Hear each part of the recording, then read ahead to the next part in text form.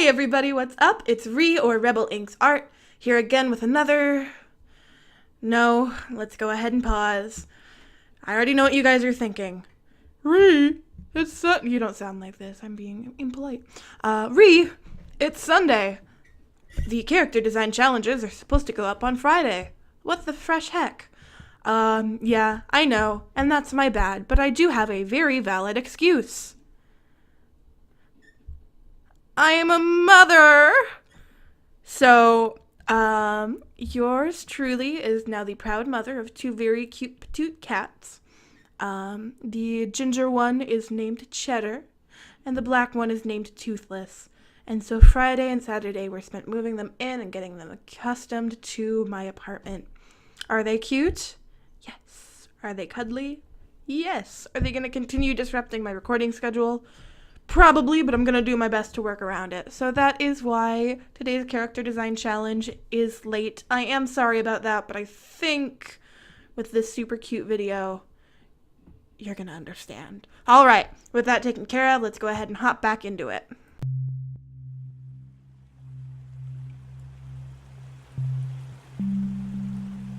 Alrighty, so hopping right back into it, we find ourselves with today's prompt being Lace Skeleton. This one was a lot of fun to work on. I really enjoyed getting to do that nice kind of combination of unsettling and cute together. And so immediately I knew I wanted some kind of like little girl sort of character because, I don't know, for whatever reason, that combination of like really innocent cutesiness and just like the inescapableness of death is a really good combination to me. It's one I always love seeing, and it was a lot of fun to work with. So I decided I was definitely having a skeleton in a cute dress. That was a given no matter what. Toothless, no. What I ended up doing is I just gave her a skeleton head and then gave her like human arms and legs. Partially because I did not want to deal with drawing every individual bone, but also partially because I like the idea of having this nice juxtaposition of still living and then being dead.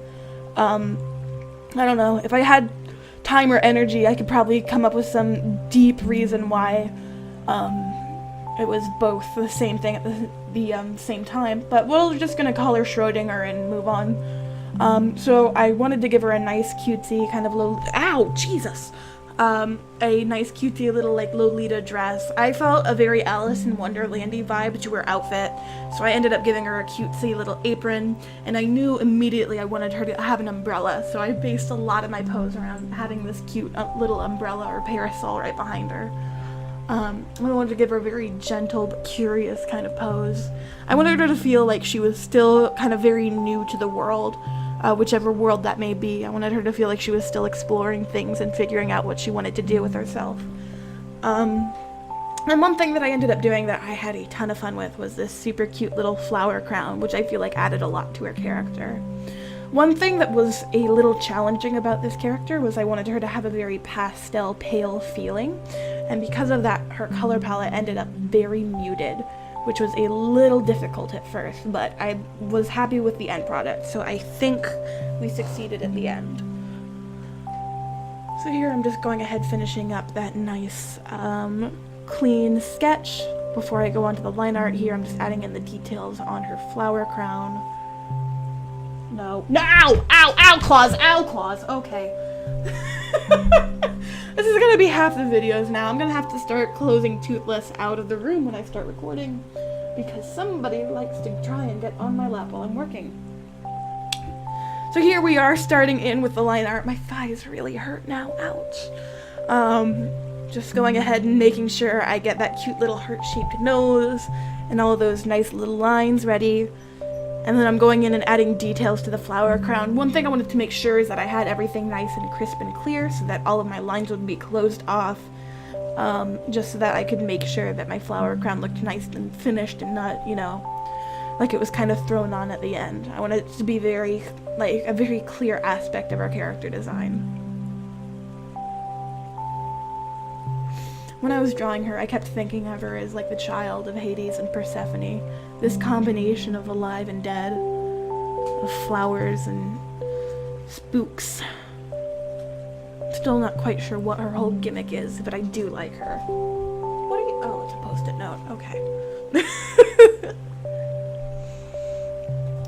One of the things I got very lucky with in this picture was finding a good reference for the hands holding the umbrella. I've done a couple pictures with umbrellas in the past, and they have been infamously a very hard time to do hands for. So I got very lucky in finding something with the exact same pose and the exact same angle I wanted to do for this picture, and it just made everything a whole lot easier. Heading in there, doing that little apron and her dress. I think my favorite part of this drawing is the way that the wrinkles and everything turned out on her clothing. It was something I was very happy decided to be kind to me, because wrinkles are a hit or miss in my department. Either they look great or they look real bad, and fortunately I think today's was one of the greats. Doing those cute little shoes. And then as soon as I finish this part up, it's going to be time to move on to our flat colors.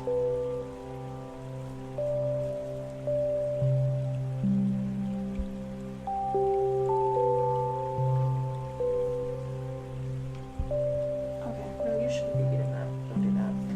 Oh, Jesus Christ. Alrighty, finishing up that little handle.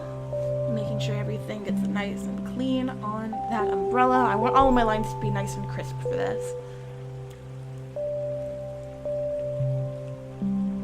The straight line tool is definitely my friend when I do things like this. One of the things I wish I could have spent more time on is the umbrella itself. I feel like in the end it feels a little flat, and I wish I could have put more detail and more shape into it.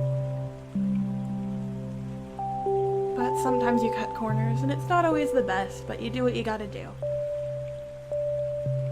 And now it's time to start figuring out what I want my color palette to be. I immediately know I want her to have a pink dress, and I want to try and work blue in there somehow. And I mess around with my colors quite a bit in this, because like I mentioned, I had a hard time finding a palette that I felt stuck out enough.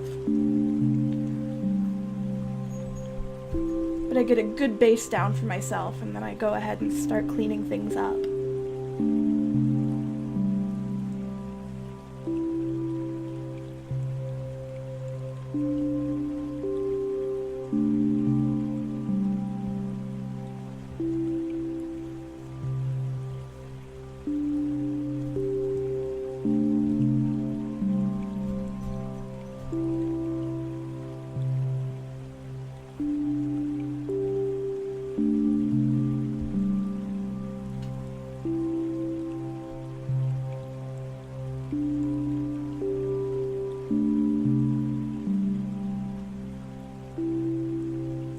Darkening up her apron a little bit.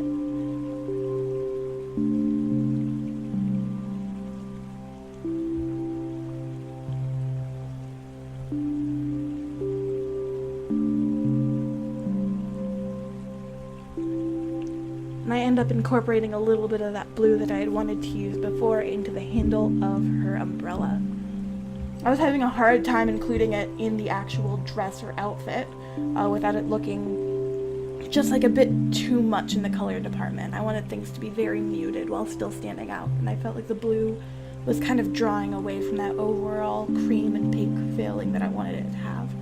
So I brought some blue into a little bit of the flowers, and I brought blue into the handle of the umbrella, and I think it gave it the nice little pop that I wanted it to without distracting too much from the overall feeling of the piece.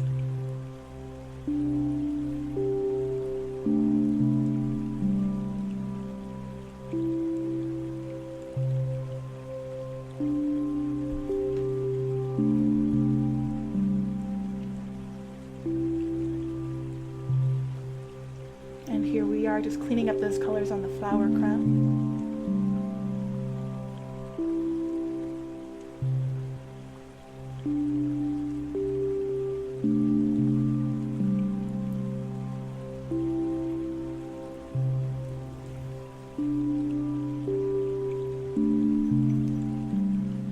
And then we're going ahead and filling in those dark spots on the face, and we're going to go ahead and start the shading. And here's where I'll go ahead and I'll pull up that finished picture so we can go ahead and see how it turned out in the end. I'm kind of appropriately in the middle. I'm not disappointed with this piece. I think it turned out pretty darn okay. but I do also feel I could have done better. Which, it's nice to be in that nice little middle ground, to be happy with my work while knowing that I can still be pushing myself more.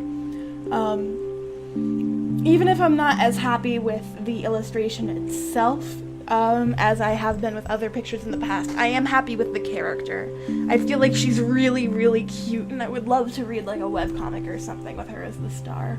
She feels like she definitely gets a bad reputation, but she's got a heart of gold, and I'd love just to see what little antics and adventures she gets onto.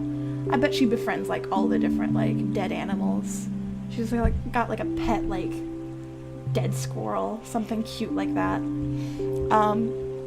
But yeah, I had a lot of fun with this. I don't know. There's something about her that I feel like I could have pushed more, but I have yet to figure out what exactly that is. I'm probably going to end up, well, I shouldn't say I'm going to revisit her design, because I've said that about a lot of characters, but I haven't come back to anybody yet.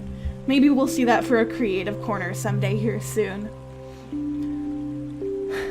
Regardless, I'm really happy with how this turned out, and I'm really happy to see, you know, what the future of these videos is going to do for my art. So, if you're interested in doing your own character design challenge, the link to the aesthetic generator I use is down below in the description, as well as links to my blogs and the like, if you'd like to go check out more of my art. I'm really glad you guys joined me for this. I hope you enjoyed the video. I definitely enjoyed making it. I hope you guys stick around to see more content and more cats, and until the next time, I hope you guys have a lovely day. Bye-bye!